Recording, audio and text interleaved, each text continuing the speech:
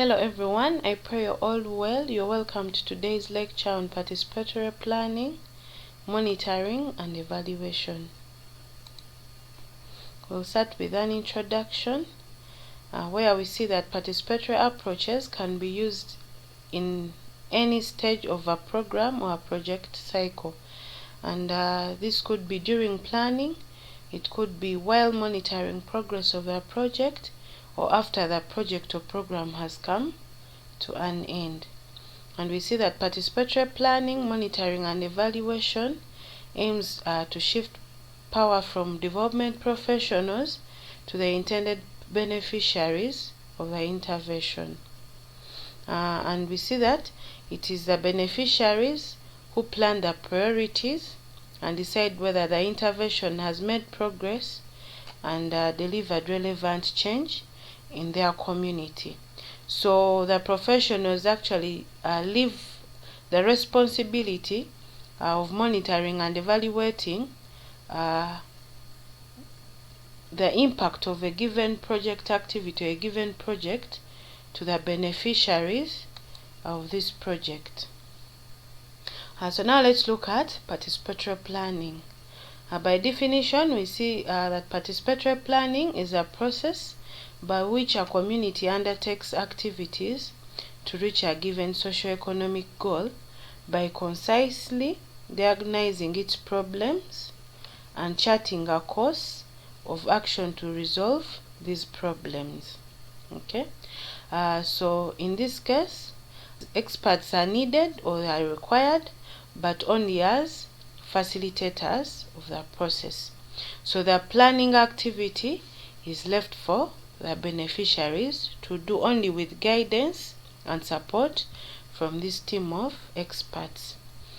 We see that participatory planning approaches have been widely used to draw in local knowledge and understanding and to ensure direct participation of communities in conceptualizing, planning, implementing, monitoring and evaluating development projects. Okay, so how do we initiate participatory planning? One is that we identify local needs, particularly of the rural poor families or the rural communities. And the best way for us to find what people need and understanding what the possible solutions are for these problems that they are facing is by directly asking these beneficiaries or these individuals. We see that this creates awareness and willingness among the people to take part in any action that will follow thereafter. So if you don't consult the community and if you don't involve them in the planning phase, then they might not be willing to take up the other activities or to follow through the entire process. We see that local officials, capacity building organizations, field workers of NGOs or voluntary organizations, teachers, women, and other retired people in the community should be involved in the consultations and discussions when planning is going to be undertaken. So after identifying the local needs, we proceed and go ahead with collecting basic data. We see that once local contacts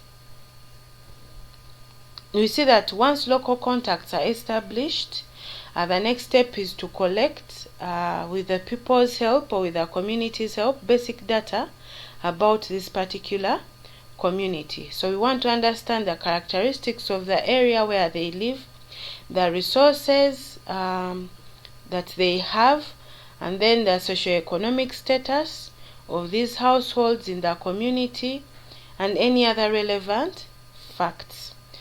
So the main aim of us getting this baseline data is to get a picture which will help us in setting goals and thereafter in measuring the changes that have been brought by this particular project that we are implementing.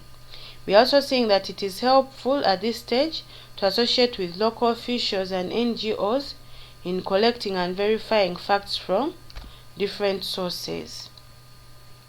And the third one is formation of working groups. We see that we are supposed to form working groups which include local officials who will help us in preparing the status report, or the report concerning the status of the community. And the aim of the working groups is to analyze and compare data and identify priority areas for intervention. Because remember, in participatory approaches, you don't come up with interventions out of the blue. The interventions have to be suggested from the community level. Okay. Then the other one is formulating objectives. So after we have understood the status of the community and areas that require intervention, then we come up with objectives. And we are saying that the first step in participatory local planning is defining precisely what specific objectives are to be achieved. And now the examples of these objectives could be increasing income, increasing production of a particular crop or a particular variety. It could be increasing production in terms of milk yield or number of eggs that are produced. It could be in terms of literacy levels of a given group in the community, or women, or improving the skills of women leaders in the community, or all leaders in the community.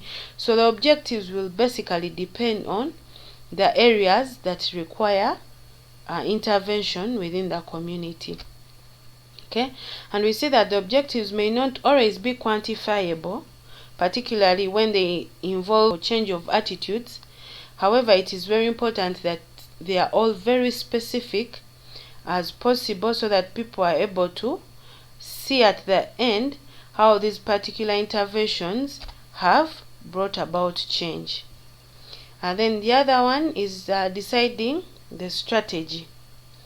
So after knowing the objectives, then we are supposed to forge together a strategy of achieving these particular objectives. Okay. For example, we need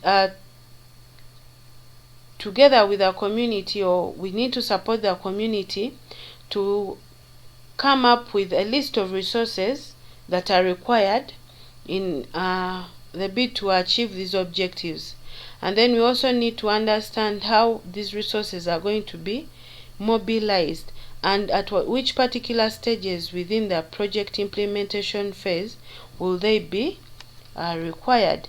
We also need to know whether they will be sourced from outside or they can be sourced from within the community. For example, we could have community members who can do training, so we don't have to source for external trainers and so on. And then the other is ensuring feasibility. We see that the working group at this point should ensure that assumptions regarding availability of resources and technical expertise are realistic. Then the proposed activities are economically viable. And then the local market can also absorb the expected outputs. Okay, so it is important to identify potential project beneficiaries and check how the benefits would flow to them. You should not come up with interventions that are not going to bring about any advantage to the beneficiaries. So you should know which beneficiaries they are and what is expected from them, so that you ensure that there is viability of whatever that is going to be implemented. Then after ensuring that all activities are feasible enough, then you get involved in preparing the work plan. And this work plan is going to be like the master plan or the blueprint for project management. This work plan is supposed to specify which activities are going to be implemented, who is going to implement them, when will they be implemented, and how will they be implemented. So you need to know which resources are needed for each particular activity that you put in the work plan. Then after having the work plan in place, now you're able to budget for each activity, because remember, in the work plan we put the resources that are required, but now for every resource you're supposed to attach a cost, okay, which is the monetary value or cost to this particular requirement. And we see that these costs are further broken down in terms of each period or availability. So if we are looking at a time frame of 3 years, after year 1, how much money will we require, or which resources will be required? In year 3, which resources shall be required, and what is the cost that is attached to that? Okay.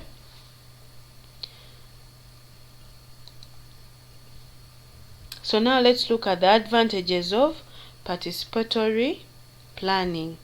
The first one is that it teaches skills which last far beyond the planning process.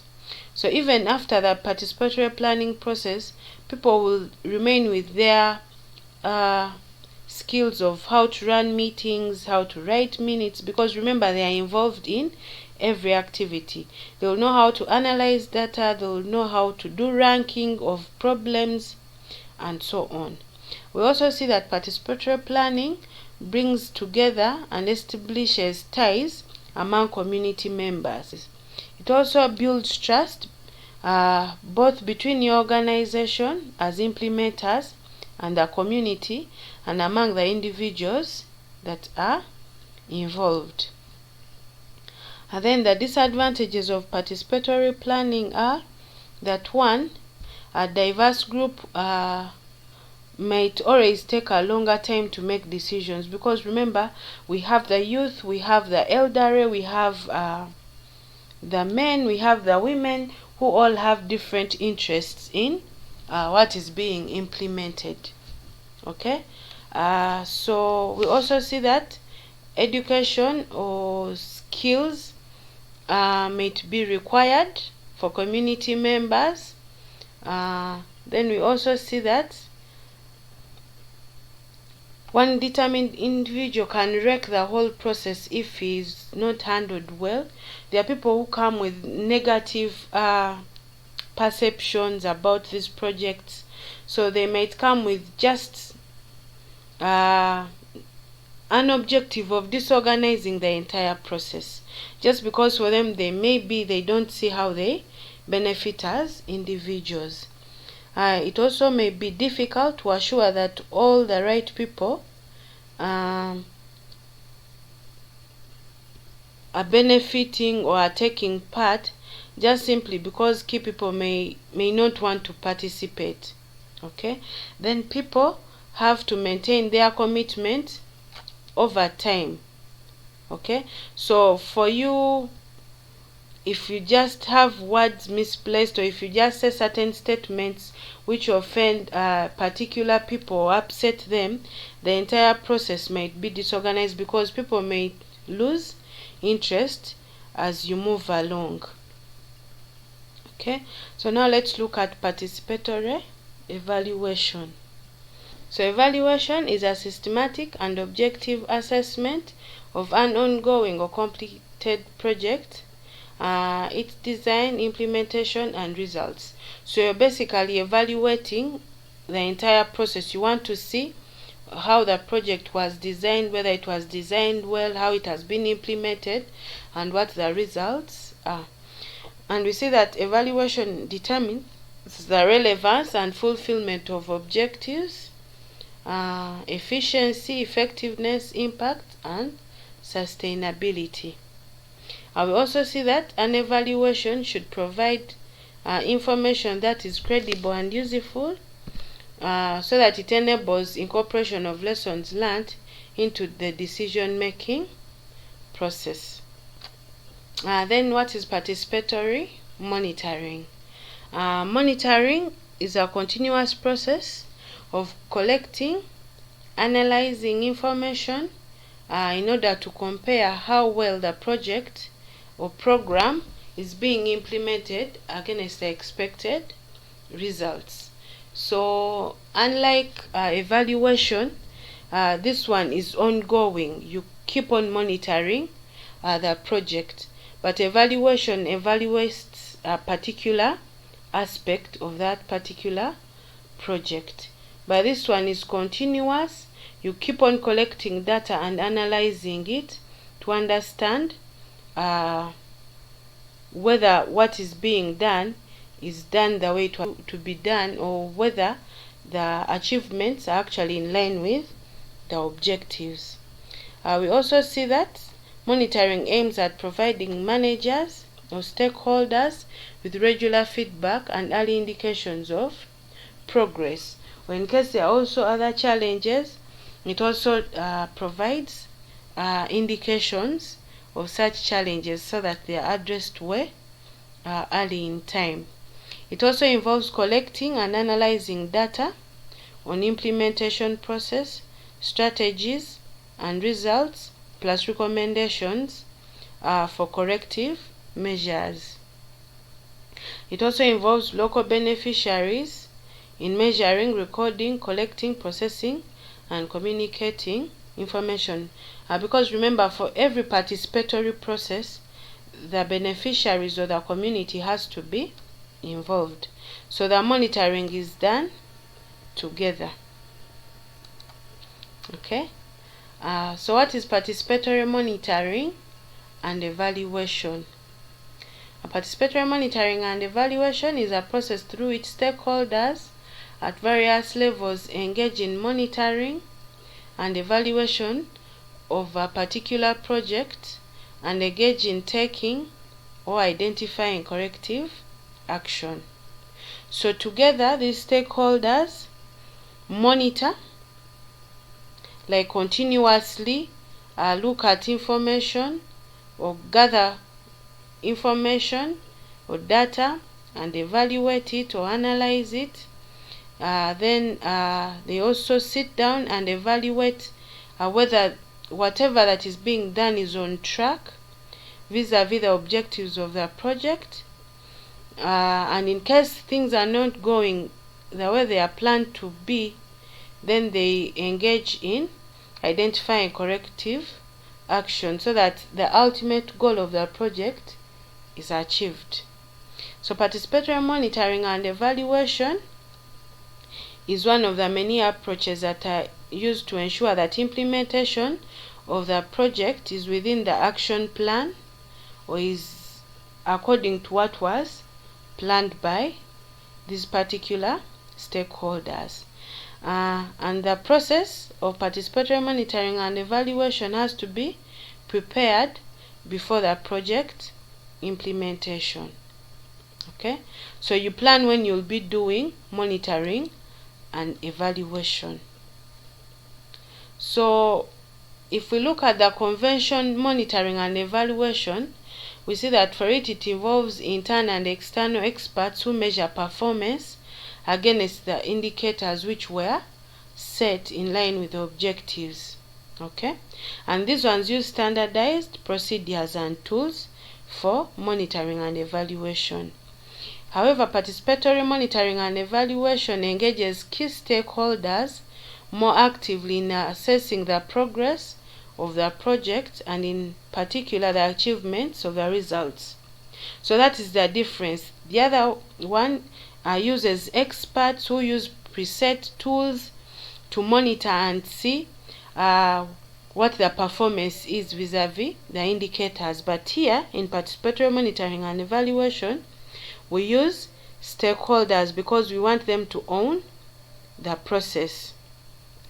So what are the core principles of participatory monitoring and evaluation? One is that local people are active participants and not just sources of information. You don't just go and collect information from them, but you make them active in the process of monitoring and evaluating these projects. Then stakeholders evaluate and outsiders facilitate. So the experts which we saw in conventional M&E coming to do the monitoring and evaluation, this time round are there to facilitate the process so that the stakeholders or the beneficiaries evaluate the project or monitor the project by themselves. Then the other one is that participatory monitoring and evaluation focus on building stakeholder capacity for analysis and problem solving. So why the facilitators don't do it themselves is because they want to build the capacity of the stakeholders to do their own analysis. And then the process builds commitment to implementing any recommended corrective actions. So what are the steps in the development and implementation of a participatory monitoring and evaluation process? The first step is planning the process and determining objectives and indicators.